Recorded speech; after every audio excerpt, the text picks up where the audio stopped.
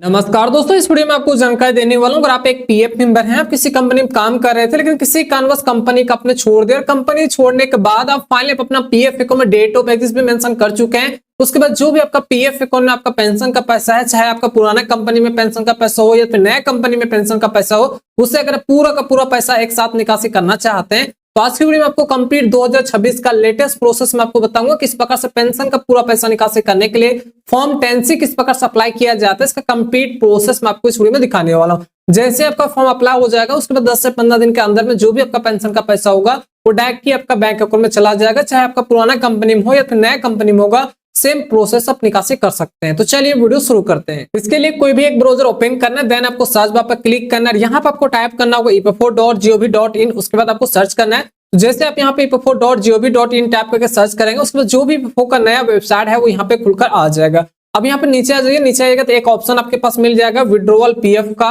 और यहीं पे नजर आता होगा ऑप्शन अप्लाई नो का, तो आपको अप्लाई नो पर आपको क्लिक करना है। उसके बाद जो भी यूनिफाइड पोर्टल का लॉगिन पेज होता है वो यहाँ पे खुलकर आ जाता है। अब यहाँ पे आपको सबसे पहले एक अलर्ट देखने को मिल जाता है, इस अलर्ट के ऊपर सबको क्रॉस करना है या फिर ओके पे आपको क्लिक करना है। अब यहाँ पे आपको अपना पीएफ अकाउंट में लॉगिन होना होगा, तभी आप विड्रॉवल क्लेम फॉर्म भर सकते हैं। तो उसके लिए जो भी आपके पास 12 डिजिट का यूएन नंबर होगा उससे आपको पहला कॉलम में फिलअप करना है। देन जो भी अपना यूएन का पासवर्ड बना करके रखे होंगे वो यहाँ पे आपको फिलअप करना है। बाय चांस पासवर्ड भूल गए होंगे तो फॉरगेट पासवर्ड पर जाकर के एक नया पासवर्ड आप बना लीजिएगा। उसके बाद यहाँ पे यूएन नंबर पासवर्ड डाल करके आपको साइन इन पर क्लिक करना है। उसके बाद आपको 2 फैक्टर ऑथेंटिकेट करने वाला पेज पर आपको डायरेक्ट कर देगा, जहां पे जो भी आपका पीएफ अकाउंट के साथ मोबाइल नंबर लिंक होता है उस पर एक ओटीपी सेंड कर दिया जाता है। जो भी आपके केस में ओटीपी आता है वो ओटीपी इस कॉलम में डालना है, देन आपको सबमिट पर क्लिक करना है। उसके बाद फाइनली अपना पीएफ अकाउंट में लॉगिन हो जाता है। अब यहाँ पे आपको पेंशन का पूरा पैसा निकासी करने के लिए फॉर्म 10C अप्लाई करना है। उसके लिए सबसे लास्ट में देखिए एक ऑप्शन मिल जाता है ऑनलाइन सर्विस का, तो इस पर आपको क्लिक करना है और यहीं पे देखिए एक ऑप्शन मिल जाता है क्लेम फॉर्म 31, 19, 10C और 10D, तो इस ऑप्शन पर आपको क्लिक करना है।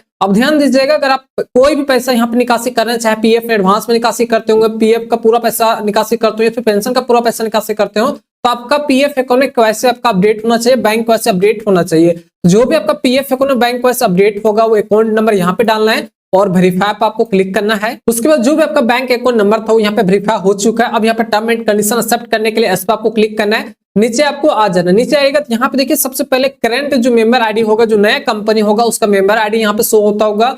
Date of joining, date of exist यहाँ पे नजर आता होगा और जो भी आपका एग्जिस्ट रीजन होगा वो यहाँ पे नजर आता होगा। अब यहाँ पे थोड़ा सा ध्यान दीजिएगा दोस्तों, अगर आपने मल्टीपल कंपनी में काम किया होगा, जैसे 2, 3, 4, 5 कंपनी में काम किया होगा या फिर एक ही कंपनी में काम किया होगा और आप अपना पेंशन का पूरा पैसा निकासी करना चाहते हैं, तो उसके लिए दोस्तों आपका कंपनी में आपका जो भी मेंबर आईडी होगा उसमें आपका डेट ऑफ एग्जिस्ट मेंशन होना चाहिए। चाहे आप एक ही कंपनी में काम किए होंगे तो उसमें आपका होना चाहिए, फिर 2, 3, 4 कंपनी में काम किए होंगे तो सभी कंपनी में आपका डेट ऑफ एग्जिस्ट मेंशन होना चाहिए। अगर नहीं होगा तो फिर आगे जब फॉर्म 10C अप्लाई करने का जो ऑप्शन आता है वो आपके पास नहीं आएगा। तो सबसे पहले आपको अपना डेट ऑफ एग्जिस्ट मेंशन कर लेना है। तो यहाँ पे देख सकते हैं मेरे केस में already date of exist mention है। तो पहला काम करना है, अगर आपने 2, 3, 4 कंपनी या फिर एक ही कंपनी में काम किया तो सभी कंपनी में आपको डेट ऑफ एग्जिस्ट मेंशन करना है। डेट ऑफ एग्जिस्ट मेंशन हो जाने के बाद अगर आपने मल्टीपल कंपनी में काम किया होगा, 2, 3, 4 कंपनी, उसमें अगर आपका पेंशन का पैसा है तो उससे आपको सबसे पहले करंट कंपनी में आपको ट्रांसफर कर लेना है, मतलब पीएफ ट्रांसफर आपको कर लेना है। पीएफ ट्रांसफर जब कर दीजिएगा तो उसके बाद ही जब विड्रॉवल क्लेम फॉर्म भरिएगा तो जो भी आपका पुराना कंपनी में आपका पेंशन का पैसा होगा वो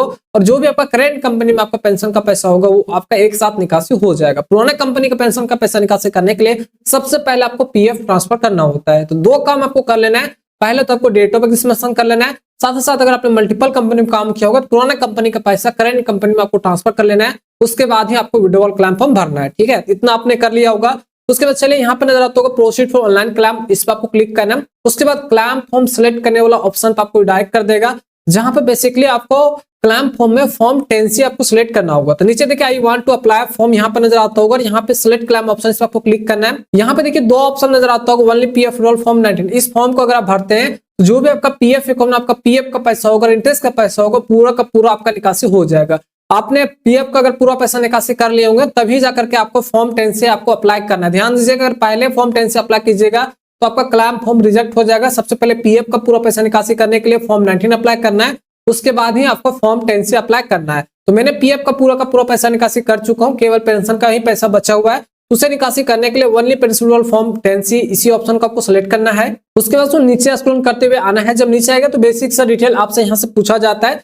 यहाँ पे एड्रेस ही केवल आपको डालना होता है, जो भी आपका आधार कार्ड पे एड्रेस है वो डाल दीजिए। जैसे यहाँ पे विलेज का नाम दे दीजिए, यहाँ पे पोस्ट ऑफिस का नाम दे देना। देन यहाँ से जो भी आपका स्टेट होगा वो यहाँ से अपना अनुसार यहाँ पे आपको सिलेक्ट करना होगा। तो जो भी आपका स्टेट है वो सिलेक्ट कीजिए, यहाँ पे डिस्ट्रिक्ट सिलेक्ट करना होगा, 2-3 बार क्लिक कीजिएगा, आ जाएगा डिस्ट्रिक्ट सिलेक्ट कीजिए, सिटी के नाम यहाँ पे आपका जो भी वो डाल देना, एरिया पिन कोड नंबर यहाँ पे डालना है और गेट मोबाइल ओटीपी पे आपको क्लिक करना है। उसके बाद जो भी आपका पीएफ अकाउंट, जो भी आपका आधार कार्ड के साथ मोबाइल नंबर लिंक होता है, उस पर एक ओटीपी चला जाता है। तो यहाँ पे देखिए OTP send successful on registered mobile number पे भी यहाँ पे ओटीपी आ चुका है। जो भी आपके केस में ओटीपी आता है ओटीपी यहाँ पे डालना है, देन आपको validate OTP and submit claim form पे आपको क्लिक करना है। उसके बाद फाइनली जो भी आपका ओटीपी होता है वो यहाँ पे वैलिडेट हो जाता है। साथ ही साथ पेंशन का पूरा पैसा निकासी करने के लिए जो फॉर्म 10C था वो भी सक्सेसफुली यहाँ पे अप्लाई हो चुका है। यहाँ पे देखिए नजर आता होगा OTP has been verified and यहाँ पर नजर आता होगा pension withdrawal claim form submit successful on unified portal. तो फाइनली जो भी आपका पेंशन का पूरा पैसा निकासी करने के लिए फॉर्म 10C था वो सक्सेसफुल अप्लाई हो चुका है। अब यहाँ पे बेसिकली एक पीडीएफ फाइल जनरेट होता है, इसे अगर आप डाउनलोड करना चाहते हैं, देखना चाहते हैं, क्लिक करके